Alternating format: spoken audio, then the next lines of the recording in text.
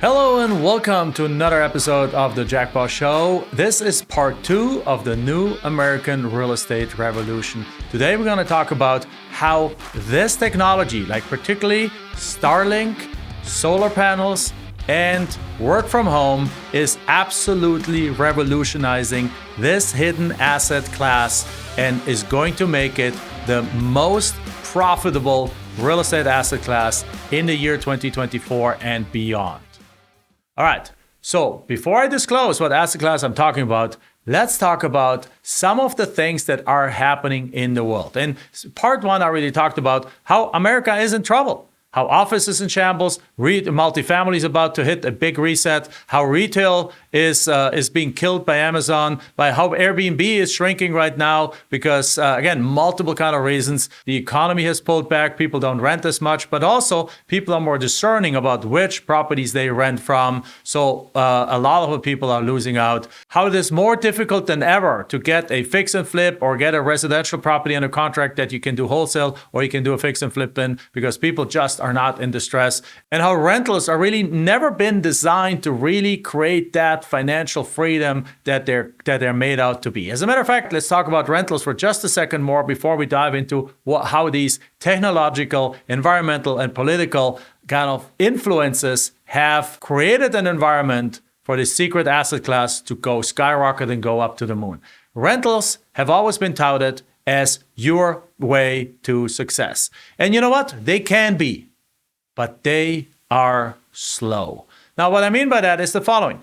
The typical person says, like, you know what? I need to buy a rental a year or a rental every 5 years. And over the years, if I build enough rentals, I can retire from that. Yes, and that is true if you have a 30-year time horizon. If you start today and if you buy a rental every other year, over the next 30 years, you have 15 rentals. And the most important part about this statement is that if you do that over 30 years, the first few of these rentals are paid off and you own them free and clear. Because that is the most important distinction between a cash flow property and a non-cash flow property. The typical rental, let's say a house costs $300,000. At the current interest rates, your monthly payment is $2,000. And let's say you're getting $2,300 in rent for that property. After you pay property taxes, after you go and pay for maintenance, and after you pay for a property management company, you are losing money on that deal. That's what most people don't tell you about. In order to make a rental work, you have to have either a low interest environment so that your monthly payment is not $2,000 but only $1,000, which we had until early 2022, but currently we just don't. So if you want to get a rental right now, your monthly payment is going to skyrocket, it's going to be huge, and as a result, it just does not cash flow in most markets. The other way you can make a rental cash flow is by putting down a lot more equity. So when you buy a $300,000 house, if you put down $150,000 and you only have a $150,000 mortgage, that at this market is going to cost you $1,000 a month, now the numbers make sense. But who has that? Most people don't have $150,000 to be able to just go and put that down. So again, rentals are slow. I recently met a guy that bought a 27-unit rental apartment complex. So it's a small multifamily property. And he basically bought it 7 years ago. And he asked the question, Jack, when can I finally live off that property? Because here's the situation. With 27 units, I don't know what he paid for it. Let's just say he paid $2 million for it. And he probably got his life savings into that deal, $400,000 as a deposit, so 20%. He has a $1.6 million loan. So he pays $100,000, let's say, a year for that loan. And the property spits out $200,000 in rent. Well, that's great. But you have 27 ACs, 27 heatings, 27 refrigerators, 27 dishwashers, 27 microwaves, 27 stoves. You have a bunch of doors. You have perhaps a pool. You have all these things that constantly break. And as a result, typically the expense ratio, including property taxes and insurance and everything on a multifamily, is between 40 and 50%. So in other words, it brings in $200,000. You're spending close to $100,000 a year in expenses. You're spending another $100,000 for the mortgage. you're making $10,000 on that piece. It doesn't make any sense. You only, again, does it make sense? If you hold that thing for 30 years and over the 30 years you pay the $1.6 million mortgage off. When that happens, in the meantime, rents have perhaps gone up to $300,000 or $350,000. Your expenses are now $150,000. You're taking home $150,000. In this moment, it works. But that's going to take you what? 15 years, 20 years, 30 years? So again, rentals are slow. And if you want to retire, if you want to make money, rentals is not necessarily the best way to go. Now, given that, let's talk about our situation for a little bit. Michelle and I, immigrants from Germany and Honduras, we came to this country with absolutely nothing. And what we did, though, is we started flipping real estate. So we entered the market at a good time. We started flipping a lot of real estate. We started flipping a lot of pieces of real estate. And as a result, we made a ton of money. And then what happens is when 2008, the market was in a good position where rental houses only cost $60,000, when 2 years before they cost $200,000, when the market had crashed, which, by the way, is another risk. What if you have rentals and the market crashes? Now they're worth not much more anymore. But when they came down, we had the money to buy dozens of those rental properties. And then later on, we had the money to buy almost 1,000 apartment units and put enough down and ride those up further enough. Also, from the timing point of view, we bought them in a time when the market went like this. So the values doubled in some of these. The rents almost doubled in some of these, while at the same time, our purchase price was over here. So again, real estate works. All these asset classes work if you buy them at the right time and at the right price. And right now, as I said in session number 1 of the new real estate revolution, is not the time for all of these asset classes. Instead, it's a time for a different asset class. And that different asset class is really boosted by 3 or 4 factors. Number 1, solar panels. Number 2, satellite, like Starlink and those kind of things. Number 3, people working from home. And number 4, international crisis. And all this kind of turmoil that the world is in is actually all 4 of these items are literally coming together to create, in the best sense of the word, a perfect storm for that asset class. So let's talk about those, and then I'll release to you and I'll let you know what that asset class is. First, let's talk about solar panels. Solar panels used to be a very expensive kind of thing. We used to go out to more rural areas and we used to find houses there that were kind of off the grid, and they had a roof full of solar panels, and with a roof full of solar panels, they were able to actually just operate the refrigerator and operate perhaps an electric stove and operate perhaps the lights of the property. They had huge amounts of batteries in the back that the solar panels would charge so that at night they could leave the lights on. But that's it. Today, we're in an environment where you can actually put solar panels on an RV, and they're strong enough to actually power the RV, not the engine, of course, but strong enough to power all the electric system of the RV for weeks at a time. The battery functionality or the technology has gotten so much better that now the energy can be stored in much smaller battery packs. And all of that together has created a level of mobility and a level of ability to live anywhere you want. Number 2, let's talk about Starlink. Starlink is Elon Musk's. It belongs to SpaceX. They're talking about breaking it out, and perhaps they have already by the time you listen to that, but chances are not yet.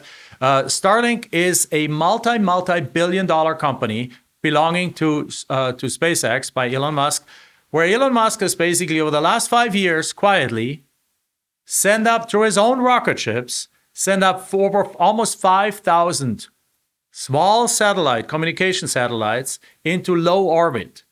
These satellites are actually circling the Earth or sitting above the Earth at a much lower level than any of the other satellite dish companies. And as a result, because they're much closer and there's many more of them, they can provide a much, much better internet access and high-speed internet access than ever seen before. And most importantly, because he put them all over the globe, particularly over the United States, you now have internet access anywhere in the country. So even if you're just outside of a city, if you're doing an excursion, you're going out for the weekend, and you're going like half an hour outside of town where you typically don't even have proper cell phone reception, now you put out your satellite dish and you have streaming quality internet access. Now let's add to that the following. Let's add to that the fact that COVID put everyone back home, and what is a absolute disaster for the office space, because people don't have to come back. If anything, they're doing hoteling and things, but people need, even companies that have, let's say, 1,000 employees, now instead of having office space for 1,000 people, they only need office space for 400 people because they're implementing a concept called hoteling. So with hoteling, people can actually only go to the office twice a week. They don't have a dedicated workspace anymore. They just grab whichever office or cubicle is open, sit there, perhaps they have a dedicated kind of rollaway little piece where they have like their pens and some paperwork and so in there. So they grab theirs, they roll it into any cubicle, they start working, they're plugging their equipment in, and in the evening go back home, store that thing away, and the next day somebody completely different might be sitting in that cubicle. Well, if you have an office space, if you have 1,000 people and only 400 of them come to the office, 300 to 400 come to them to the office on an average day, you only need office space for 300 to 400 people. You need 60 to 70% less office space, and that has been the problem for office. People they're not coming back to the office, and if they do, they need less space. But at the same time, the fact that 50% of the American office workers are still working from home, this is tens of millions of people, also means that these office workers can now live anywhere they want to live. So they no longer have to live in a townhome or in an apartment or in a house just very close to their job. They don't have to be commuting in traffic anymore. They actually can be wherever they want to be. And the last thing that I want to add to that is that there is crisis all over the world. Russia attacking Ukraine. Israel fighting with Hamas in their area. China rattling its sables, supporting Russia, and also looking at Taiwan. Like all kinds of things around the world, they're stirring up, and there's a lot of fear out there in the people. And fearful people want to have a security blanket. And what does this all come together with? What does all of these forces drive one asset class out there? And that is land and lots. Land has been the absolute, undisputed, hidden champion of real estate for the last few years. We have seen this. My wife and I have been in the land space. That's why we call it here land profits. We've been in the land space for 21 years. And we have seen it come up. And then we have seen it have a little bit of a crisis in 2009, 10, 11. Now, we were still able to do deals, but there was a lot of loss of value. So instead of buying properties for $30,000 and selling them for $70,000, we would now put them on a contract for $15,000 and sell them for $30,000. So we still make money, but less money. And we have seen it kind of go from that bottom all the way up again to 2018, 19. But when COVID hit, when people were sent home, when people were restricted in where they could move, when all of a sudden at the same time, Starlink technology was ready for the masses. Same time, solar panels were affordable right now. And at the same time, Ukraine wars and all this kind of things started popping up. People started saying, you know what? I don't know if I'm safe in the city for World War III. Let me buy a piece of land somewhat outside of town. Let me go buy a piece of land, even if it's just 30 minutes away. The remote workers, even if you take away the international crisis, even if completely ignore that, which is a factor for a certain amount of people, if you take that out, like millions of people now work from home. And not everyone wants to live in a cookie cutter home, in a cookie cutter subdivision, where in a cookie cutter house, where the neighbor is 6 feet over and you can pass each other the salt to the windows because it's so high density, right? Not everyone wants to live in a high-rise apartment where you can hear the neighbors walking down the hallway, right? Not everyone wants that. Many, many people want a piece of land on the outskirts of town where they can have 2 acres or 5 acres and have some chickens and have some goats and have a little bit of a garden where they can grow their own vegetables. Right? Yet at the same time, if they need once or twice a week, they need to go into the city, into their office, They're willing to take on a longer commute once or twice a week, but live in the place of their dreams. Even infill lots, if you look at in the city, the street, 35 houses, one empty lot, even infill lots have actually gotten a big boost. Because during COVID, when everyone now works from home, and since COVID, when still millions of people work from home, a lot of them need more space in their house. Because now they have mom working from home, dad working from home, and you can't all work from the living room. Like if you have 3-bedroom, 2-bath house, you're a family with 2 adults and 2 kids, guess what? Bedroom 1, master bathroom, parents are sleeping in. Bedroom 2, one of the kids. Bedroom 3, the second one of the kids. Where are the parents working? They don't have space to work. And they get on their nerves if they hear each other talking left and right. So they need a 5-bedroom house. So that mom can be in 1 bedroom, working from home, dad can be in 1 bedroom, and they still have the 3 bedrooms for the family. Guess what? That has been driving the prices for houses to a significant degree over COVID and since COVID. And to this point, this is still a driving force why, even though interest rates are so high, prices have not gone down. Because people realize that if they can afford it, they need to buy a bigger home. And that also has meant that building activity has been booming for infill lots because, again, the demand is there, supply is really low, so infill lots. So what we figured out is that the new American real estate revolution will happen in the lot and land space, and particularly in 3 kinds of asset classes. Number 1, the infill lot, think a street, 35 houses, 1 empty lot for exactly the reason I just said.